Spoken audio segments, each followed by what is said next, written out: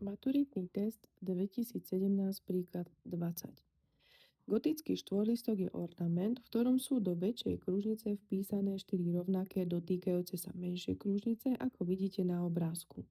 Polomer veľkej kružnice je 1 meter. Vypočítajte v metroch polomer menšej kružnice.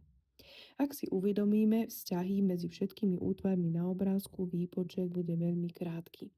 Vyznačme si polomer veľkej kružnice, ktorý sa nachádza tu.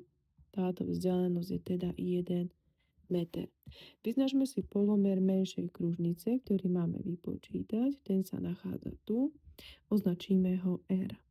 Ak táto vzdialenosť je R a táto červená 1 meter, tak tento zvyšok musí mať veľkosť 1 mínus R.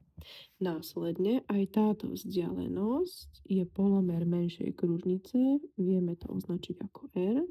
Aj táto vzdialenosť je polomer menšej kružnice, takisto to vieme označiť ako R.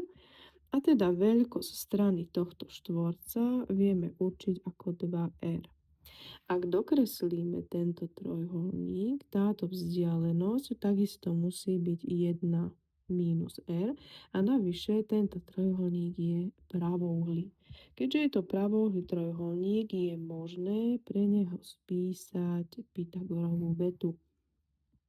Prepona na druhu rovná sa 1 odvesná na druhu plus druhá odvesná na druhu. Vypočítame 4R na druhu rovná sa 1 mínus 2R plus R na druhu, rovnako tak druhý vzorec, 1 mínus 2R plus R na druhu. Spočítame, čo sa bude dať. 1 plus 1 je 2, mínus 2R a mínus 2R je mínus 4R a R na druhu plus R na druhu je 2R na druhu. Tieto členy dáme na druhú stranu rovnice, dostaneme tak rovnicu 2R na druhu plus 4R mínus 2 rovná sa 0.